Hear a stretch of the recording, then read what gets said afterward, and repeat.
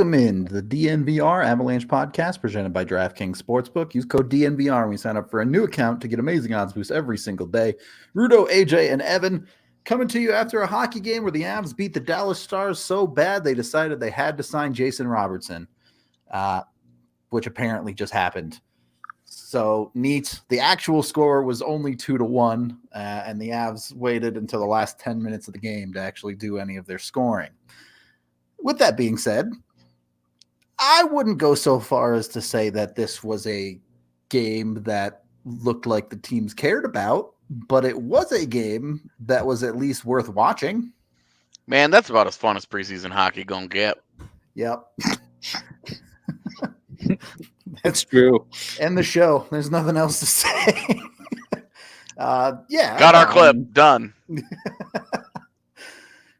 It was at least fun to watch. You saw all of the Avs. Honestly, depending on JT Compher's health, more or less saw the starting lineup in tonight's game as far as the Avs are concerned. So not much more than that you can ask for there. I don't know. I'll leave it to you guys on initial standouts. I think we all kind of have the same guy. It's Ben Meyers, someone we wanted to see something from. And I thought he started a little slow, but really cranked it up as the game went on. And maybe a lot of that had to do with being in his natural position. Yeah. Got to play center up on the third line. And yeah, I mean, we talked about it the other day, right? Sure, that O'Connor and Cogliano was going to be their real third line, and with the uncertainty surrounding Helm, Meyers, Compher, one of those guys could be in the middle of those guys while they try and figure out all the health stuff at the start of the season. Meyers got put in there tonight, and I don't know what's going on with JT Compher in terms of how serious any of this is, but I'd probably just have Ben Meyers on that line to start the year. That speed and the speed between all three of them looked good, and there was a little bit of playmaking. It was all good. I liked everything that we saw. If Compher ends up there, it's also fine. But this version of the Ben Meyers is the one that we've just waited for. Yep. And worth the wait. This is the guy that gives you the hope that, oh, hey, we did get an NHL player out of this guy, not maybe a hopeful, or maybe we'll see how this goes. This is a lot more of what we saw this kid at the end of the last season. And it almost makes me wonder, were there conversations behind the scenes where he knew he had a spot locked down, and like every other person with a spot locked down in preseason, maybe those first handful of preseason games, he's going 60%. 70%. Certainly possible. We've fully expected him to make this roster, and only opened the conversation about him maybe not making it when he just played so poorly. Yep. But even then, we've expected him to be part of the roster. Tonight was a good example as to why. To me, it looked good. The work that he did on the game-tying goal was really good. Really effective, and it was really just a continuation of what we saw most of the night from him. He wanted the puck on his stick tonight. That's what you want to see. Yep, some confidence there for sure. Could have easily had 3 points. Yeah. I could see Compher on that line, but I don't think he's replacing Meyers. I think he's replacing Cogliano, and then they just kind of, which may or may not be a good thing, because you kind of see what Meyers is at center, but a coach is always going to want that safety valve, somebody who can roll in there. But you don't think he'd put Compher over LOC? He could, because he does love the righty-lefty thing as far as getting a right-handed shot on that fourth line. But I don't know. I think he'd rather play LOC on the third line than Cogliano. Okay. Replace one of the two, and it feels a little bit better, right? You like a touch more finishing on that line. Yeah, certainly you feel like the actual goal-scoring ability is going to go up if you replace a Cogliano with a Compher.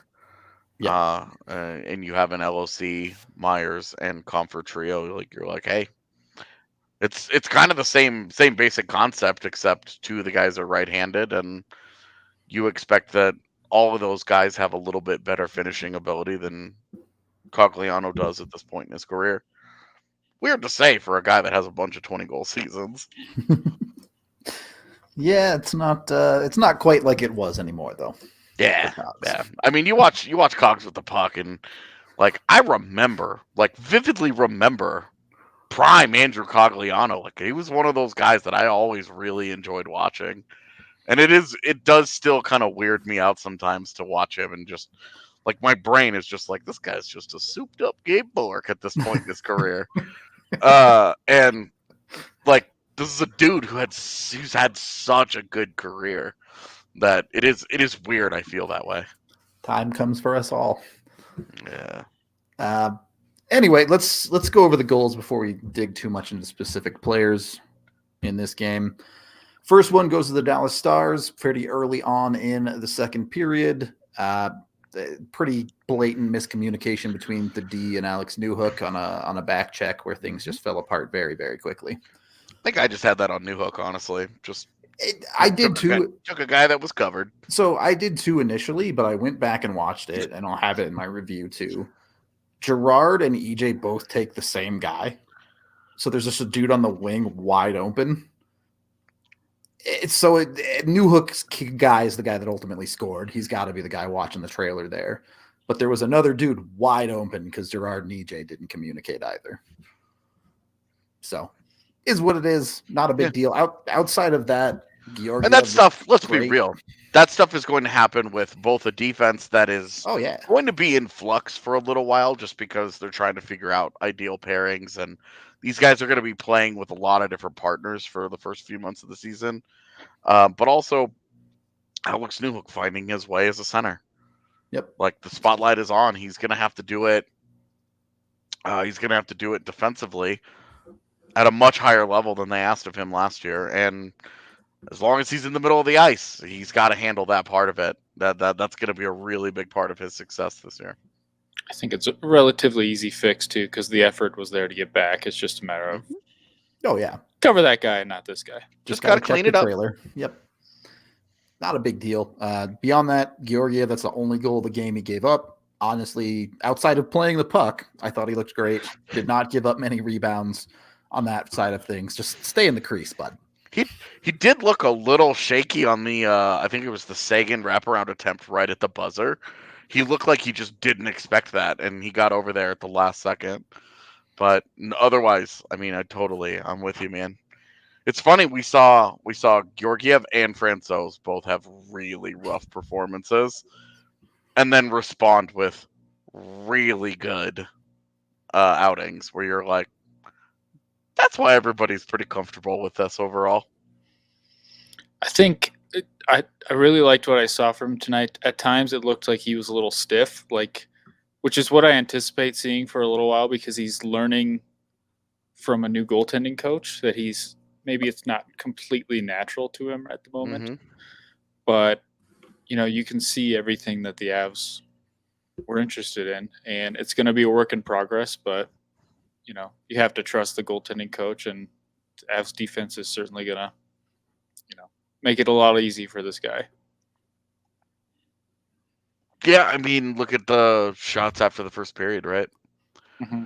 Like, you could really see they gave up 18 in the first period, and the Avs gave up 15 shots the rest of the way.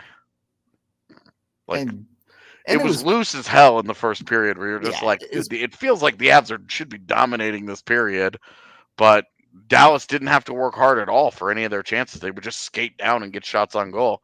And then the rest of the game, you're like, this is the Avalanche defense that we're more or less expecting. They just had to work for it, and it wasn't a lot of quality.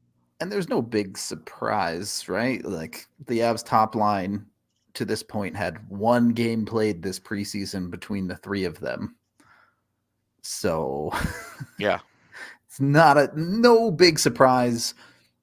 And there's no point in reading into any of the sloppiness from this game. Obviously, things weren't clicking because this was the first game for MacKinnon. I think, was it the first game for Rantanen? Yeah, I think so. No, he Second played game. the other night. Second. Did he play? Okay, so him and Lecky Yeah. both played the other night. So they're Yeah. second game for them. A bunch of dudes who are getting fired up again. Most of them had 2 games. Most. Yeah. But still, none A of couple people of playing 3. with different lines, people playing with different people that whole time. It's Yeah. Absolutely, man. But they really did lock it down. This is actually the first game I've looked at fancy stats seriously, and it's not close in the second half of it. Really, beyond the first period, just in terms of quality, the Avs took it at over. 5v5, 10-2 in high danger scoring chances, 18-11 in scoring chances in general, and 22-10 in shots at 5v5. Pretty So, good. yeah, I mean, of course, you'd love to see your power play score a little bit more, but we also Yeah. know, like, seriously, anybody complaining about a power play in a preseason needs to chill the fuck out. Well, I compare tonight's PP1 to the rest of this preseason's PP1, and you're just like, oh, that's pretty good, huh? So, like, dude, if you watched it, there were multiple really good opportunities. Some things where you're just like, this is a timing thing. It's obvious that they just haven't done this. And like, it's preseason, man.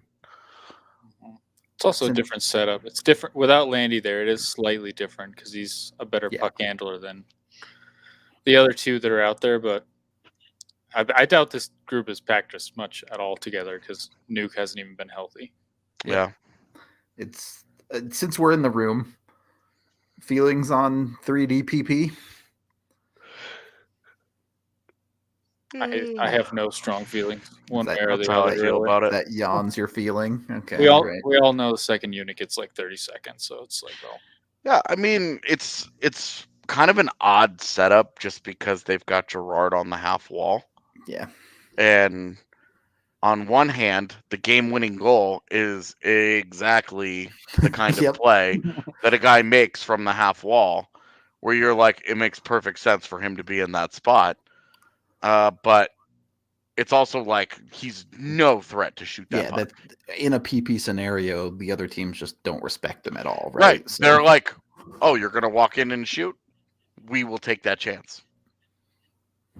I just think the simple swap of Byram and Gerard, have Byram on low down on that half wall, where he's a little bit more of a threat to shoot it. I'm fine with it. Whatever. I'm not gonna feel strongly about this. Fair enough. It's just we don't even know if this is gonna carry over, and I don't need to go. I don't need to go on a thing about, oh, hey, how many times do we have to talk about what the numbers say? The more defensemen you have on a power play, the worse it is. Just statistically, yeah. Just how it goes. But it's PP2. You know, this is not like Nashville slamming their head against the wall for 5 years running a 2D PP1 and just trying to force that thing. No, this is fine. It's more interesting than anything else, I think. Look, if you're trying to get more meat on your sausage, Hassel Cattle Company. We just need the clip to be Evan's face.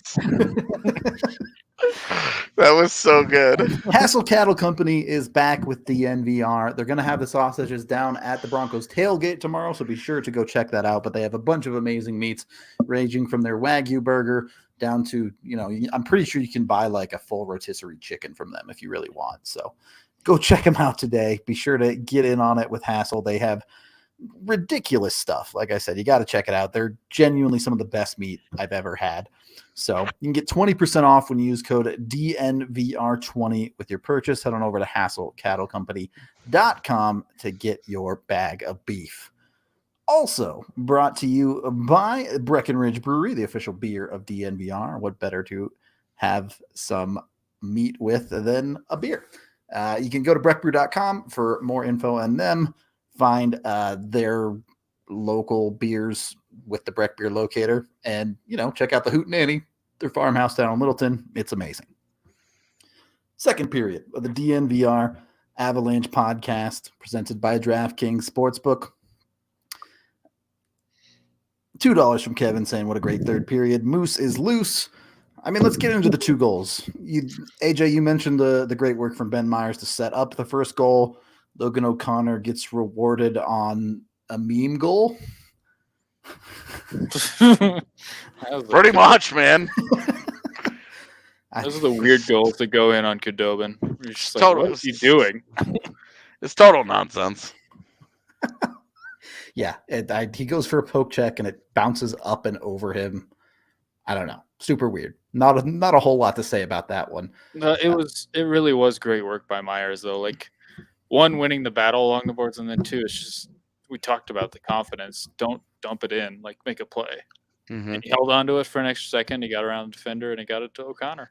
Yeah, And made then a competitive play with it, man. It's a great point. From there was a meme. Yes. Yeah. Yeah. So look, it's the good hard work you want to see out of your bottom 6 guys, and if crazy stuff happens, great, take it. The other goal, kind of a weird setup to this. Khudobin really probably should have covered that puck, but it stayed loose in front for a handful of seconds and eventually came back out, and then the setup with Taves Gerard over to Mikko and the finish. Why did they take? I don't understand why they took Wedgwood out. I guess I don't know what the point of giving a goalie 20 minutes in a game is when it's. I don't know. Dude, Pete DeBoer and goalies. It's just Yeah. a thing, man. Yeah, I guess it is. But that goal, like, if you watch that thing, Lehkonen is doing exactly what he's going to do all year long, and what he did in the second period when he went to the net. Like, he is just going to cause chaos in front of the net, and it's going to be. I'm going to love watching it. Thank you for the $2, Ron. Look, this is what preseason does to a man, okay? Get some haircut. You just had to get through that, put it behind us, move on.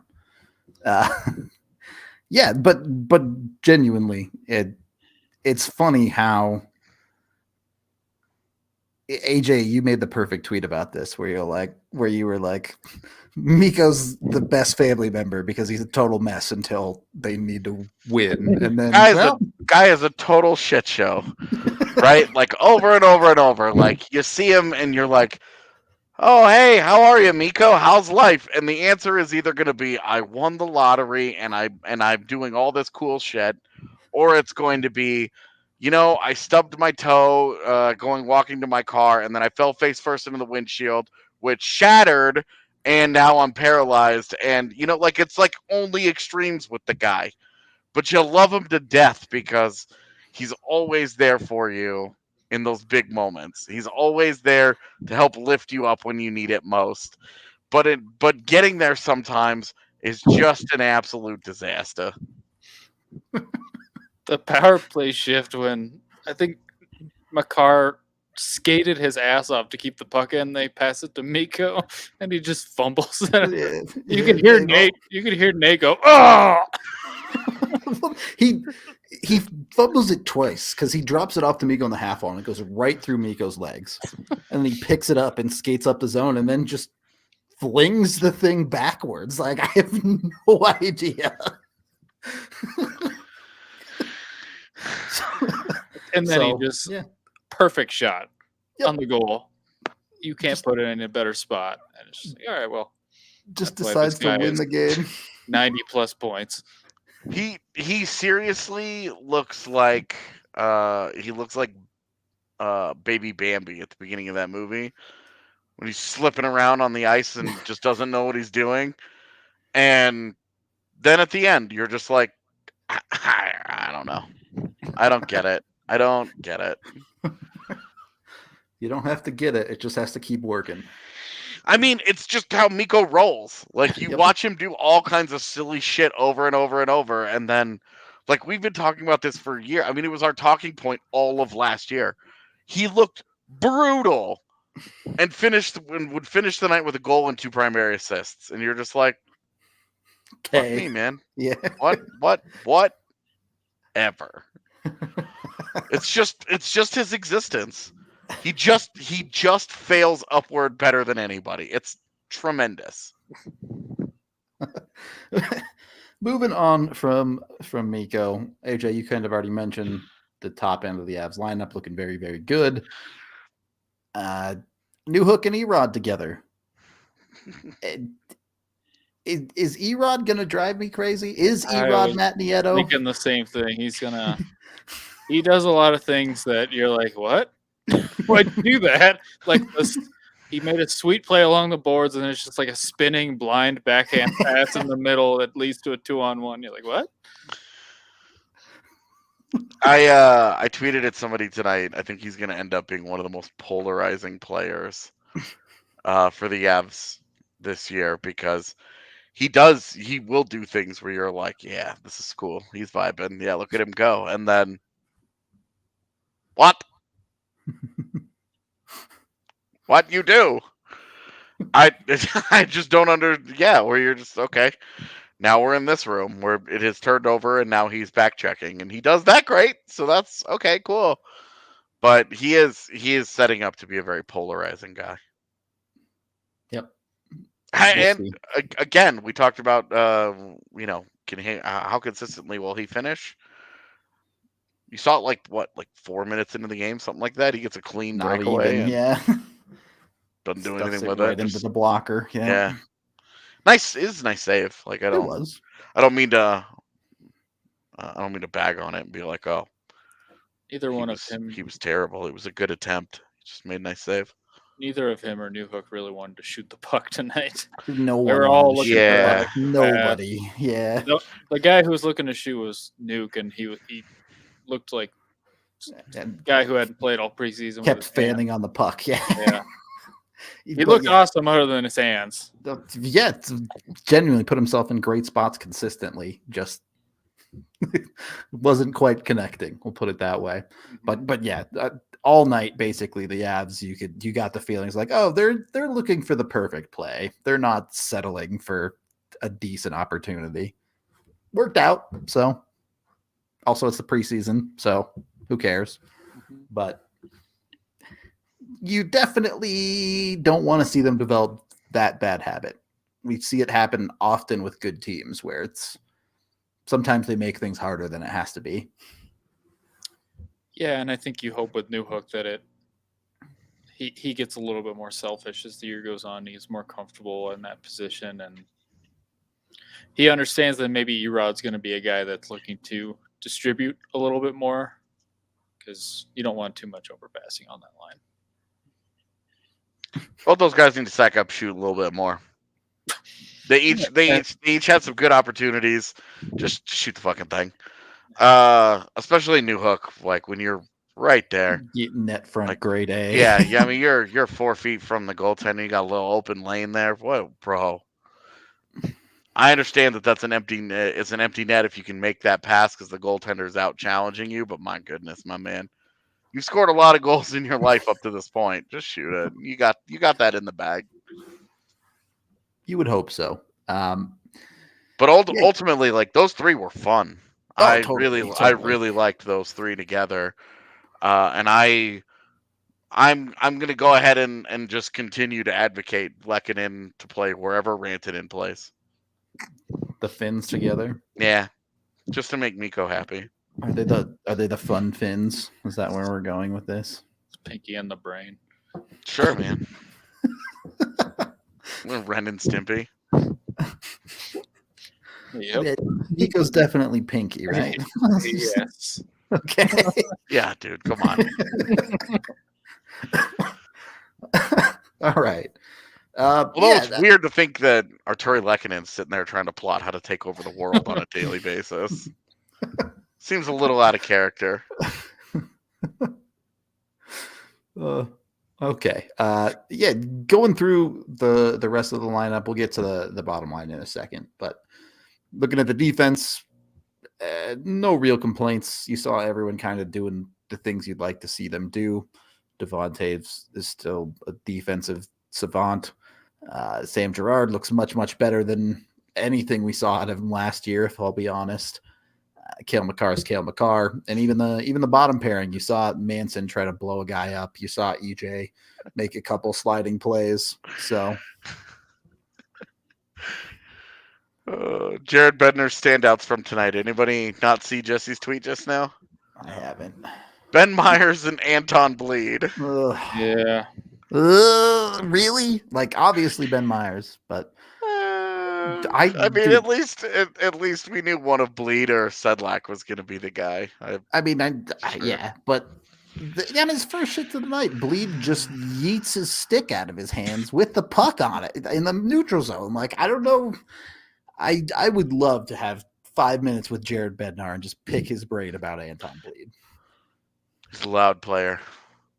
What? Yeah. What does that mean? I did see when he rolled in along the wall and Kaut was attacking the puck. Kaut goes in, forces the guy to move it and hits him, and then Bleed just flies at the dude that he moves the puck to, smokes that guy, and they both fall down. And I was like, that's what he means by loud player. He just hit that guy way harder than Kaut did. But Kaut is actually on his feet going back and involved in the defensive aspect of this play. I haven't seen Bleed in 20 seconds. Yeah. But it was, I mean, that's the Bleed thing I just don't get. But this is gonna be one of those things where he shows up in the regular season and we're like, oh,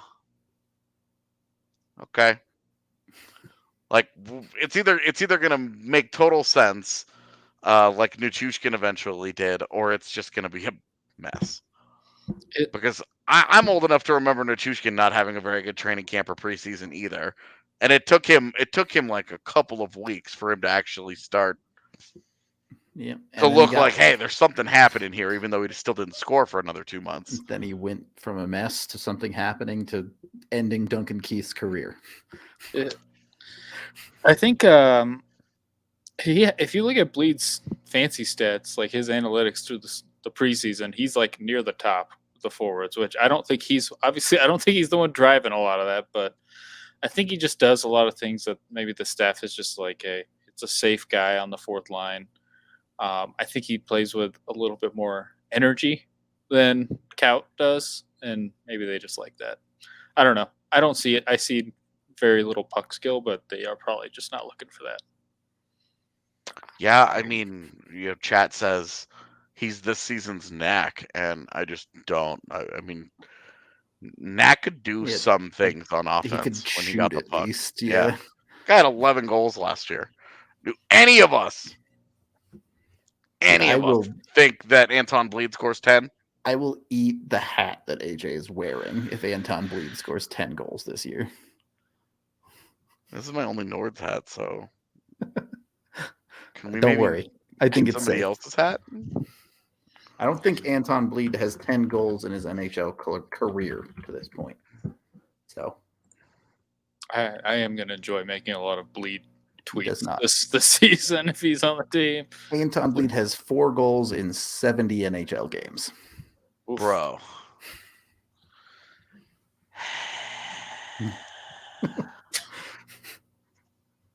All right, whatever.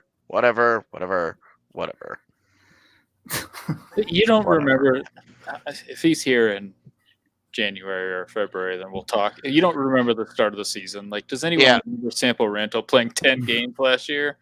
Yeah, I do, because it made no sense whatsoever.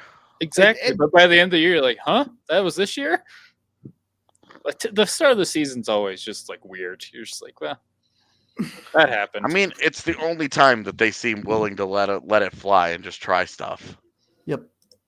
But unfortunately, like, their try stuff includes like, yeah, that's the fear, is trying stuff as Anton Bleed and not Martin Kaut, not Shane Bowers. Like, yeah, I mean, like, not any of the guys who have never been and never been given that kind of opportunity. But whatever, I really don't want to go down this road again. Yep. This is just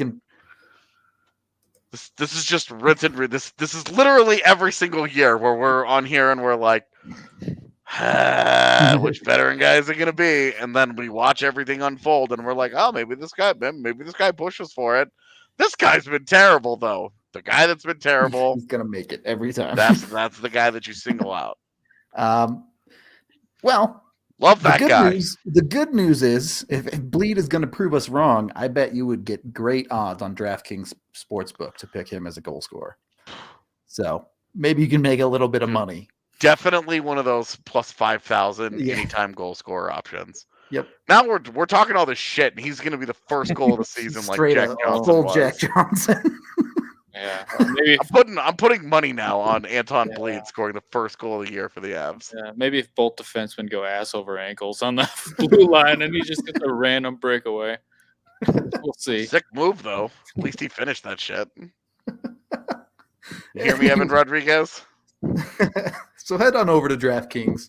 Use code DNVR when you sign up for a new account. Right now, when you bet $5 with a new account on any NFL team to win their next game, if you get it right, you get $200 in free bets. So jump on that.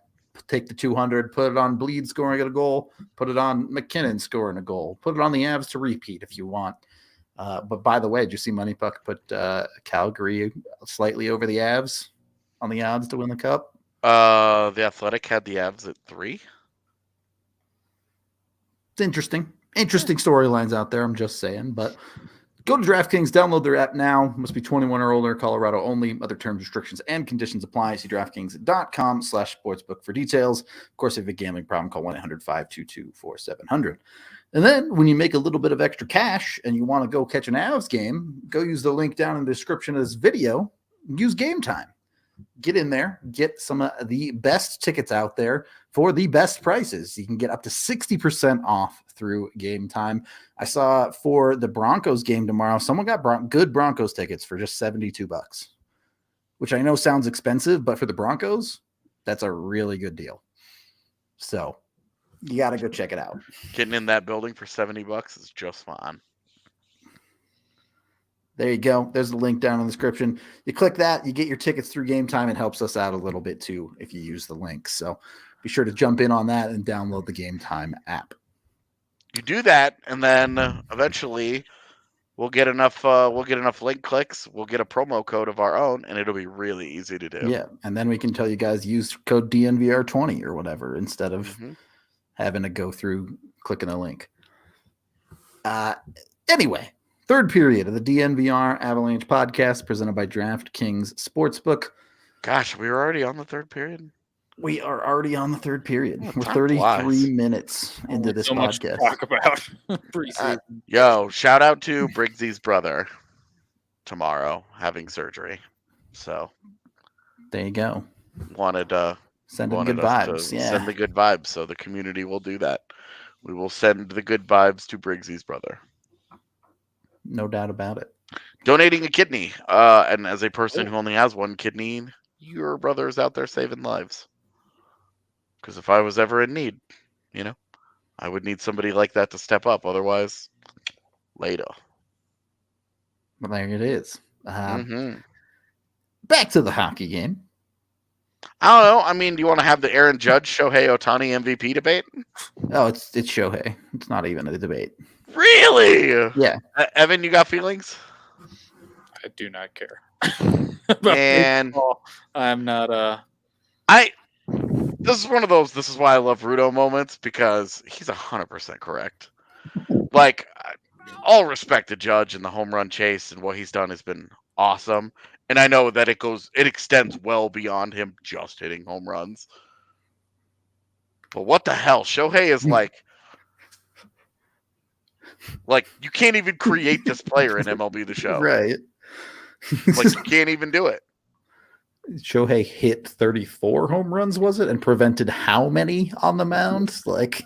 Well, and he, his last 12 starts, he has a sub-2 ERA. Yeah, he's insane. Right around 2. He's insane. And he struck out like 1.5 batters per inning. What the fuck ever, dude. The two-way ability just has never been seen before. Yep. Imagine if this was in football, if this dude was playing cornerback and wide receiver, scoring 2 touchdowns a game and having a pick a game, and was a top 5 wide receiver or a top 5 cornerback and a top 10 wide receiver. What the shit, dude?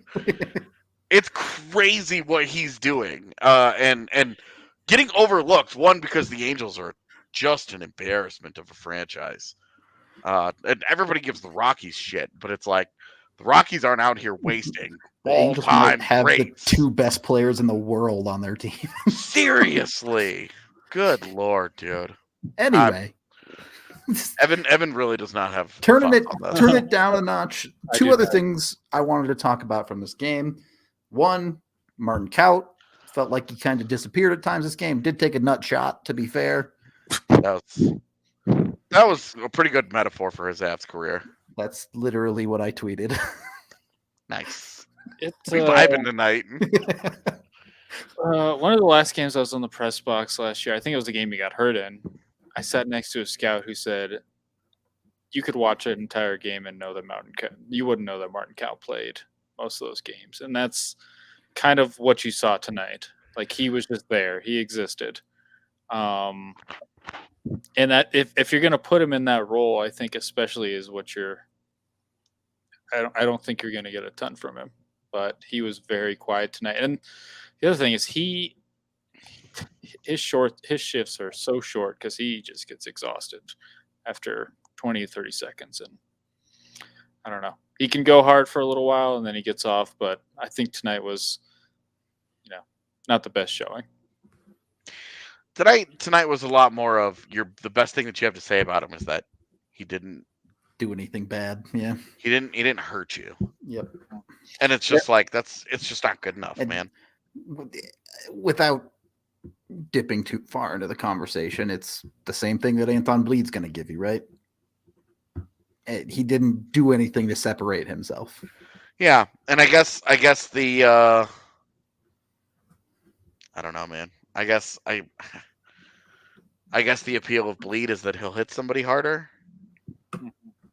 Because that's all I've seen out of Anton Bleed all preseason. I still think the whole thing cost you goals with his turnovers, but we'll see when we get there. It does sound like Comfort's going to be. Yeah, ready.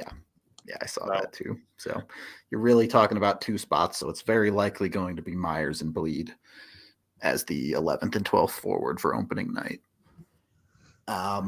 Beyond that, the one other thing I did want to touch on, we saw Nathan MacKinnon with an ice bag in the game tonight. It looks like he was putting it on his wrist or hand. One, are we actually concerned about that? And 2, can we stop trying to chop people's hands off in the preseason? No. These guys are doing whatever they got to do to make the team. But as soon as they showed him on the bench icing, I was like, well, they're going to just take him out. Just say, you don't need this. But he came back angrier than ever. Yeah. He just tackled that dude in the corner. It's just like, he doesn't know any other way. And then he was on fire the rest Literally of the just he was walking through people at will. Yeah. So, that's just who he is at this point. He is who he is, and he's not going to stop. Like, he knows one way to play. Yeah, he's a petulant ass kicker. He can be a little bit of a baby at times, but he channels that into being the baddest MFer on the ice. Like a thorough domination of his opposition more often than not. Yeah. Fair enough. Look, it certainly put to rest any doubts about Nathan MacKinnon getting the bag or coming off of a cup win. Dude's still a psychopath. I love all this, like, I don't remember which one of it. It was probably Biz, just because it usually is, but was talking about, how he's weighed down by all the extra money now. And I'm just like, look, I know I'm this guy far too often, but that contract hasn't started. He's not making that money yet. He doesn't get that big check until July 1st of next year. I know details and all, but good God. We're going to get paid to talk about hockey. Can we pretend to know a thing or two? Can they just not shout over each other for the whole intermission report, at least? Dude, the Kadri interview was so good, and every other part of it was brutal. I just don't think it's very good. It's just not for me. Same. I will not just the say target that. market. It's just not for me. If there are people out there that really enjoy it, cool. Whatever. At least Don Koharski didn't show up. Talk about goaltender interference. Dude, if he was there for a preseason game, God. I'd challenge that. Go away, Don. I mean, if they want to do that, at least like bring on someone that isn't like the most obvious shill for the referees of all time. Yeah, I mean, just Address being them. who he is, like Have somebody dress them. Who's wearing like oversized suits last year? It's like, what are you doing, man? You're gonna be on national TV. Look, man, maybe he just likes a baggy fit, all right? Some of us out there just like that fit. Maybe. Although recently I have started to purchase clothes that are actually my size, and it is a lot more comfortable. It's weird. Speaking of, DNVR's got new hoodies. Dude, they're sick too. I ordered one immediately. I was like, "Yep, need that." They are so good. So there's 3 new hoodies out there. I know I've heard this a lot, and I was one of these people too. We used to only have camo hoodies. Now we have a couple that are in clean black. So yeah, that's your style. Go check out the new hoodies. The like tie-dye one with Nux on it. Oh, there they are. Look at that. Big fan. I bring this up because these are loose fit. Our old hoodies were athletic fit. These ones are a bit baggier if you're into that. So go check them out. Go get yourself some dope hoodies over at the shop, dnvrlocker.com. Yeah, this is it. We're technically still like 6 days away from the Avs regular season starting, but the preseason is over. So expecting. Rudo, yeah. Did you see that there is next week free Overcooked DLC? Is there really? Yeah. Boy. 10 new levels. Right at the start of the season. Yeah, that's not great. We'll make it work. That game almost caused a divorce in my family. I see. It's funny because I fully expected it to push Z and I to our limits, but it really didn't. She mostly just got mad at her controller, and I was just like, okay. You're very calm in that game. It's true. Yeah, I'm not ragey at all. Get the dishes. I mean, I will get bossy at times when I'm like, okay, hey. Yeah, but you're just like, you just tell me what to do. You're not like, don't fuck this up. Yeah, yeah. There's not a lot of. I don't get very ragey with that game. I don't know why. It's the Zen comes out hard where I'm just like, this is the best. In the zone. Anyway, that's preseason for you. Yeah, and it's gonna be a boring couple of days for the Avs because they're not doing anything for 2 days. I'm hoping they announce cuts tomorrow, but they might not until the weekend. Doesn't sound like they're going to. No, instead we have Altitude announcing their streaming service in the morning. Sure do. Cool. So that is what it is. Any other final thoughts on preseason from either of you? Man, this has been the hardest preseason to sit through, coming off the Cup win and with the roster certainty in place. Yeah, there's just like it's crazy because like we walked in like, oh, who's the 2C? Who's the 2C? And then they signed Rodrigues, and it's just been Newhook like the whole time. Where it was just like, well, that wasn't very dramatic.